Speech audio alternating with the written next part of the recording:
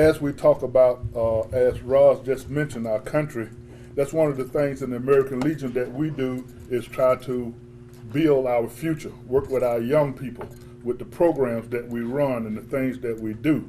And I have here today with me two of the most talented young people I've met.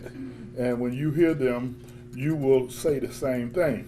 One won the oratorical program, Miss Davornne Lindo, and she also went to the Naval Academy Prep School this summer. We're expecting her to be nominated for the Academy, where she wants to be a doctor. I'm going to let them tell you about their full resume because they got more than I could ever tell you about. Both of them have done this year more than most people do in a lifetime in their program. We have Darius Thomas, and he's going to tell you about what he's done from winning Boys State to Boys Nation, and then a host of other programs that he's in at Central High School. Both of them are from Central High School. And also we have Darius' lovely mother here with us today also. And let me tell you something amazing that you probably don't know, and I hope they don't mind me saying it, is that both of these young people are from a single parent home. And that tells you the great job that these mothers are doing with these children. So without further ado, we'll bring Davornne up first and followed by Darius. All right, get ready for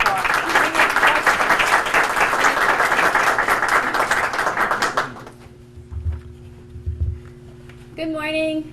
Good morning. Thank you so much for the intro, Mr. Davis. My name is Davornne Lindo. I do attend Central High School. I'm a senior this year. And as you did say, I am involved in the oratorical contest. So before I tell you about the oratorical contest, I'm going to tell you a little bit about my background. So I was born and raised in Jamaica, moved here when I was 7, been here for 10 years now. I'm a part of a lot of organizations at my school. I am the state president for RTC. I'm a part of track and field. I'm also involved in HOSA. He's going to tell you about HOSA. Other organizations at the school that I'm involved in are National Honors, National Technical Honors, Beta Club, and that's about it for organizations. About oratorical. Oratorical is a contest that you have to memorize a 10 and a 5-minute speech for. It's about the Constitution. So the 10-minute speech is something of your choosing. You choose any phase of the Constitution and develop a 10-minute speech on it and memorize it. And then you also have to memorize 4 speeches that are 5-minute long each on an assigned topic that is given to you. So I was able to go and compete all the way from the local level to the national level. And I wouldn't have spent those 4 months any other way. I was very privileged to have competed and represented the state of Alabama in the oratorical contest. So I wouldn't trade it for anything in the world. And I hope to go back and compete this year. So I'm preparing for it. These next few months I'm going to be preparing for it because I compete first in January. That's my first competition. So any questions for me? Give them a little taste of your speech. You got nothing but yes, please. You can do 2 minutes. So my speech, it has a lot of technical details in it, and it's been a minute since I looked at it, so hopefully I can think of something. Okay, so this that I'm going to tell you guys about is my prepared topic speech. This is a speech that I myself wrote about, not the one that I was assigned to write about. So, imagine a young American woman gets convicted of a crime that she did not commit. Furthermore, she is told that she could be held in confinement for anywhere from 2 months to 2 years. To top it all off, this young woman is also told that there is a high possibility that her 4 children could be placed in foster care. Believe it or not, that young woman was my mother. And I was one of those 4 children. My mother fell prey to constitutional illiteracy and became another statistic regarding constitutionally illiterate citizens. Had she known about and understood the supreme law of the land, she would have been aware of and able to use to her advantage the 6th Amendment, which states, in all criminal prosecutions, The accused shall enjoy the right to a speedy and public trial by an impartial jury of state and district wherein the crime shall have been committed, which district shall have been previously ascertained by law, and to be informed of the nature and cause of the accusation, to be confronted with the witnesses against him, to have compulsory process for obtaining witnesses in his favor, and to have the assistance of counsel for his defense. The moral of the story is, knowledge is power, as Francis Bacon, the great philosopher, once said. The reciprocal of this statement is also true. Knowledge is not power if it never gets applied. So today, I present to you the question, how much do you know about our Constitution? That's it. Wow.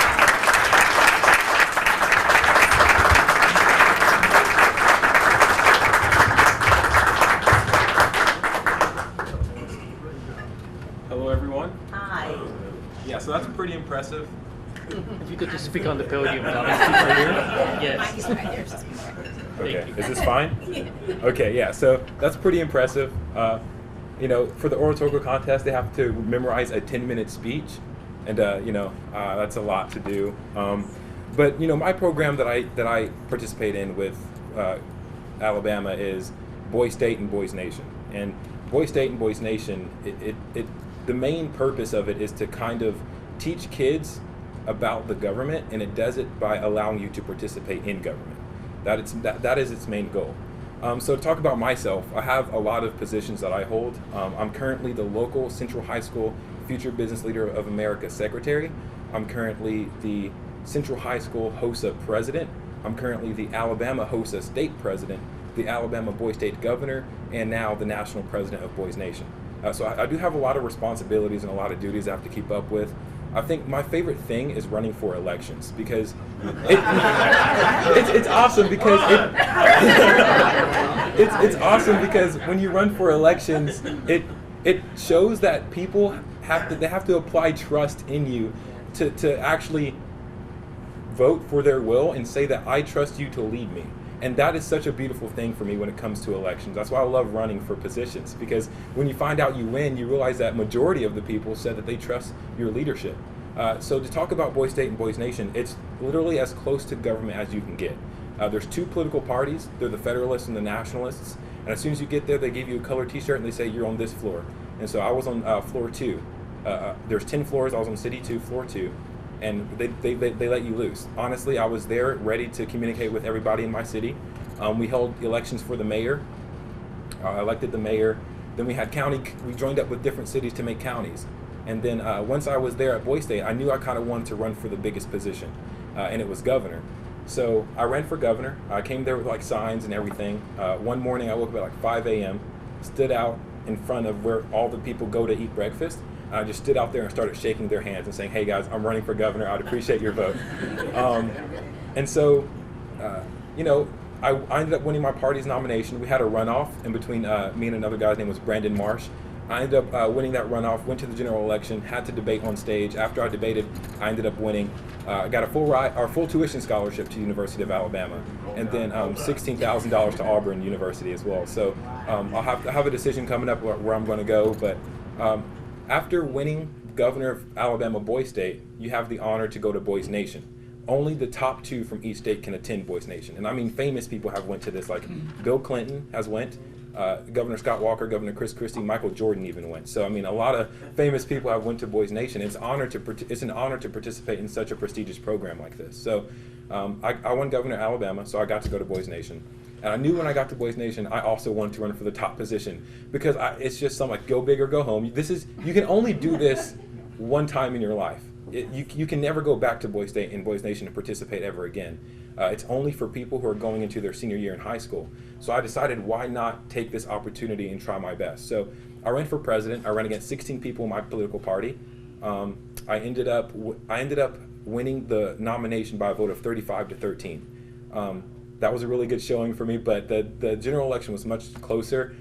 We had to go through a 50-minute debate on stage about political policy, about our country's current standing, a lot of foreign affairs questions and whatnot.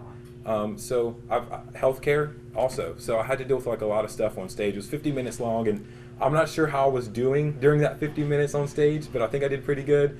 Then I had to give a speech, and my speech was just, it's not, you know, a speech I have memorized. Like, you know, Davornne's pretty impressive with that. I don't think I can remember 10 minutes of a speech, but most of the time when I'm speaking, you know, I get up there and just speak, because one thing I always say is, like, if you speak from your heart, you know your heart, and you know exactly what you want to say.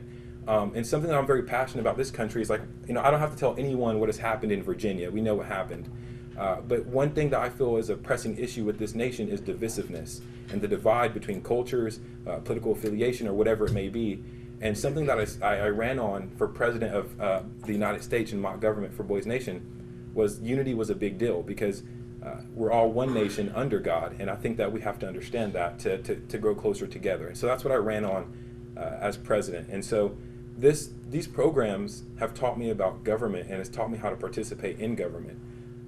I have a lot of elections that I've won, but a lot of times I always say it's the principle, it's the purpose, it's the reason behind the title, not the title itself. So I'm pretty happy to be serving. And another thing is, I'm the first to win Boys State from this city and from this county. I'm the first to go to Boys Nation from this county, and the first to win Boys Nation from this county. So that's pretty impressive, and I'm pretty happy about that. And I'm just trying to make sure that I'm not the last one to win. So, like, I'm working with a lot of younger kids right now to try and get into this organization and this program, so that they can be the next one to win. Because it means a lot to me where I come from, because that makes me who I am. So, lastly, I just want to say thank you guys for having us. It's pretty great. I want to say thank you to Senior Vice Commander Davis for making sure that we're prepared and going to these things and actually, like, helping us out. It was a pretty great experience, and I'll never forget it.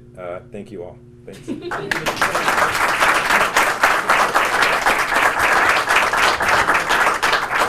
I have a question. Yeah. Are there duties that you have to do through the year? Yeah. What kind of things do you have to do? So immediately after you win at Alabama, the cool thing about Alabama was when I won governor, they give you like this huge binder, and they say, here's your problem, solve it. And my problem was the capacity rate in state prisons. And that's something that I had to, it's a pretty big deal. It's a pretty big deal. It's serious. Like, once you win, it's not over, it just begins. So, like, They give you this huge binder. But at Boys Nation, when everyone's there's only 98 guys there. So you can actually have a full functioning Senate. And so we had an actual United States Senate. And I have to pass and veto bills. I vetoed one bill, and I had to debate the guy on why I believe it should not be passed into law. The bill was to lower the drinking age to the 18, and I vetoed that bill, and I had to debate him on it. And I'm happy to say that the bill, it was a split vote, like 45-45, and the vice president presides over the Senate, and he got the ability to say yes, it passes, and I told him no, it doesn't. So I vetoed it, and then I debated him about it, and it didn't pass after that. So it's pretty cool to kind of like see the responsibilities that the actual president, actual governor have to do. And so you get to, sign and veto bills. So how often do you do that? Because you're in school still here. Oh, yeah. So, like, once that program ends, like, we don't have the opportunity anymore. Okay. But when I go back to Boys State this upcoming, I'm still a sitting governor for Alabama, so I have to re-attend it until the governor-elect is elected, and gets installed in office. But yeah, other than that, my duties right now are kind of like, not, like, I don't have any duties throughout the school year, but once I get back there in those programs, I do. You do have one more duty. What's that?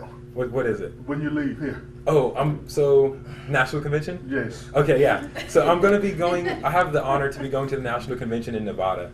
You have a question? Okay, hold on. I'll be getting to go to the National Convention in Nevada, and I think this is going to be the first time I get to speak to like a huge amount of people, and I'm really looking forward to that opportunity, just to spread a message. I have a speech written for that one. It's about a lot about unity, a lot about coming together, exactly what my speech was on at Boys Nation. So just that, that whole thing of remembering that our banner with 50 stars and 13 stripes, our American banner, connects us all together, and that's kind of the story I want to spread when I'm at the National Convention speaking. So yeah. Yes, sir? Thank you for taking my question. Mr. President, you mentioned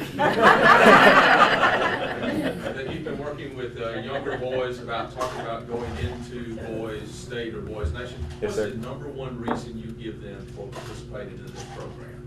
The number one reason is because no matter, if I could talk to someone and say, okay, the reason you should come you know, you can do all these things, you can win, you know, scholarships and stuff, but the number one reason is you will form such a tight bond with almost every guy there by the end of that week program. It's honestly, I was sitting down there and talking about it, like, it's crazy to think how close I am with some of these guys that I have never even met before this program.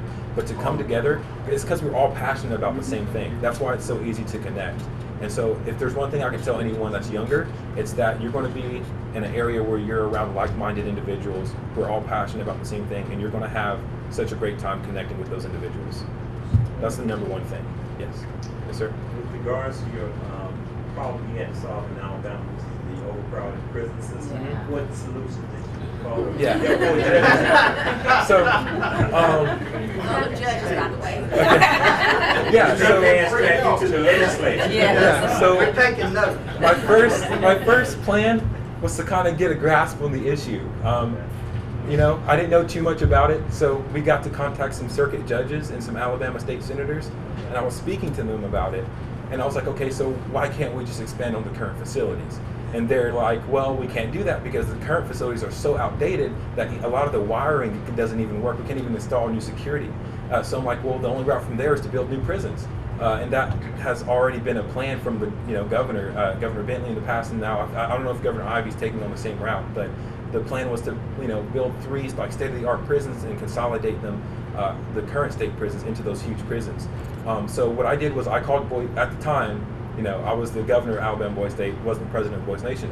So I called Boys Nation, or someone from Boys Nation, and asked for federal money to actually build. It was pretty cool. It's actual government. So I called the attorney. I think it was the attorney general. That's the only one that could get me to talk to me at the time. So I called someone from Boys Nation, asked for federal money, and they kind of drew me some money to kind of go about building these prisons.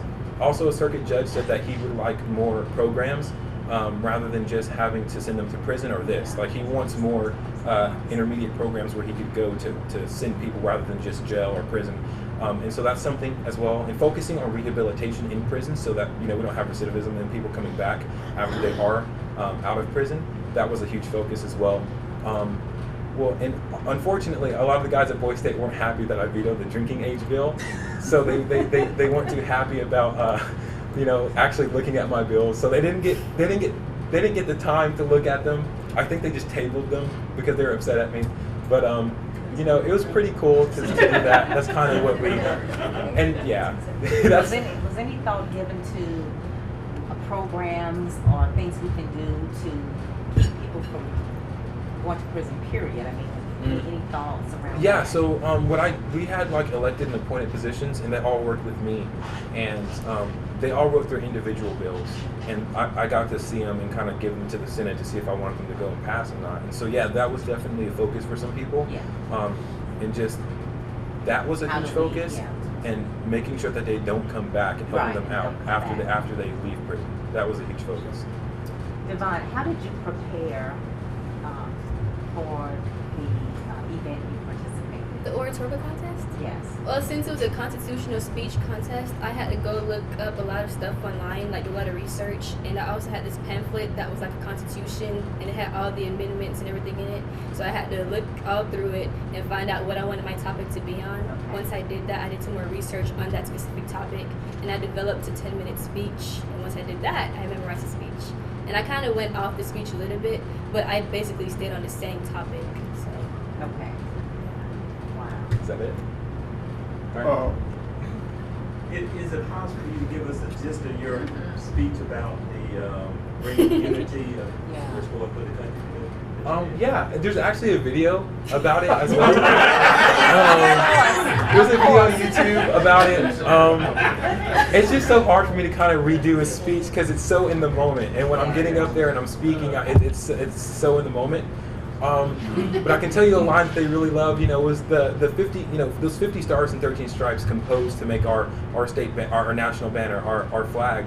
It's more than just a banner. It's a symbol that connects us and links us all together. A lot of times we think about like family, they're our family, but you think about your neighbors, they're your family. People, we need to get a sense of community back, and that was like a huge focus for me in the campaign, was making sure that I'm talking a lot about community, bringing people together, and just raising people with good morals, because there are sometimes legislation can't really can't really help out some things. It's about having society with good morals and growing into be good people.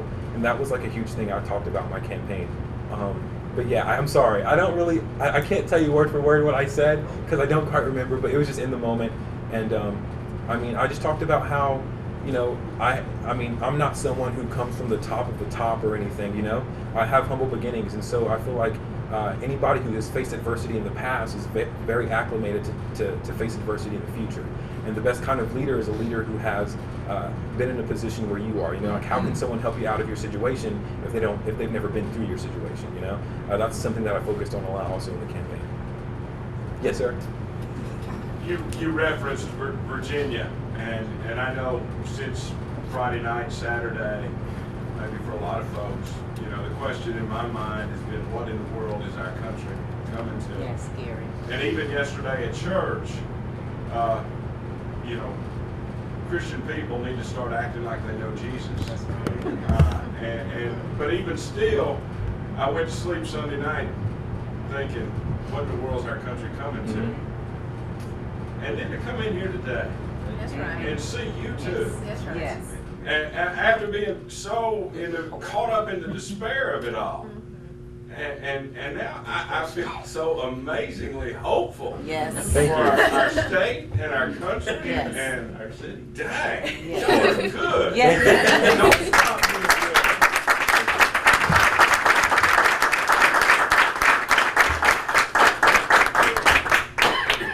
I'm going nowhere. Let me say I've been working with youth service since I moved back here and got into the American Legion. And these are two of the most favorite ones. Everyone we have is good. They just need the opportunity. So, that's why I'm always asking for money so we can do for young people like this. But the challenge that they went through, and we have the judges here that participated, and Davornne winning the local competition in order to make it to district, which is in Opelika, Auburn High School. And when she did her speech at Auburn High School, I've gotten to know her very well because me and my wife normally take her everywhere. And I saw her frowning up. She was frowning. She said, no, she lost. And I looked at her, I said, you won? She said, no, I didn't. But anyway, she won.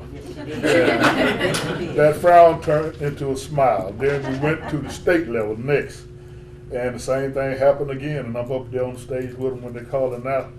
And they called out every name except hers, and then I could see that big old smile go because the last name, of course, is the winner of the competition. So she went on to go, after she won the state level competition, she went on and we went to Indianapolis, and she competed there, and she did not win, but she won some money for going there. So this year her plans is winning the whole thing, going back to Indianapolis.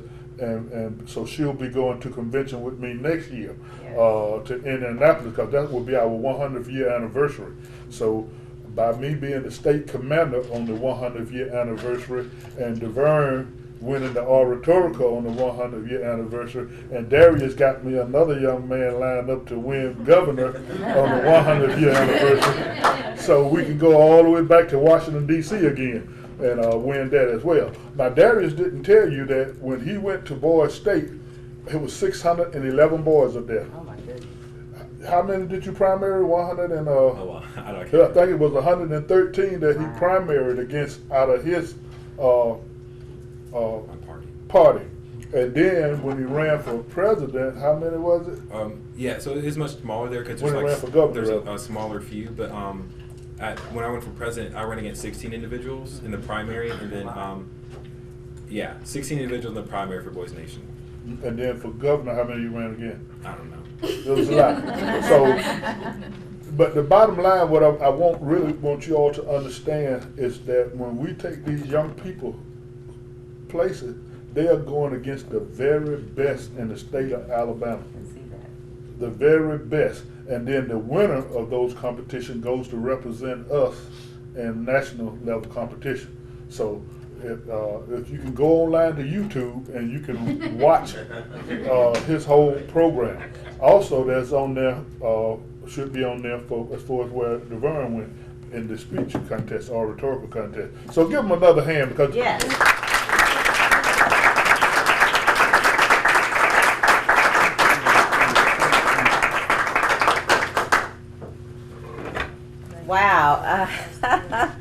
I'm just left speechless. I mean, they were absolutely excellent. And I mean, you can't help but feel good about these two representatives. I mean, I expect to see them in the White House one day, and I know that person. That's exciting. And, you know, Ed, you said about what happened in Virginia, and then you come here and you hear this, and then he talked about the flag, and remember how we retired the flag just last week. I mean, it's just so coming together for me right now, and it just really makes me feel good. And you know, let's continue to pray for unity for our country, because we definitely need that. And that's an ongoing prayer for unity. Even when things seem like peace is everywhere, let's continue to pray for unity. So I'm excited. Leroy, I tell you, this was outstanding. Thank you so very much. We appreciate that. Pat, appreciate you last week. Programs were excellent. Thank you guys so much. I'm excited. Be here next week. Have a great week, and blessings to all. We're dismissed.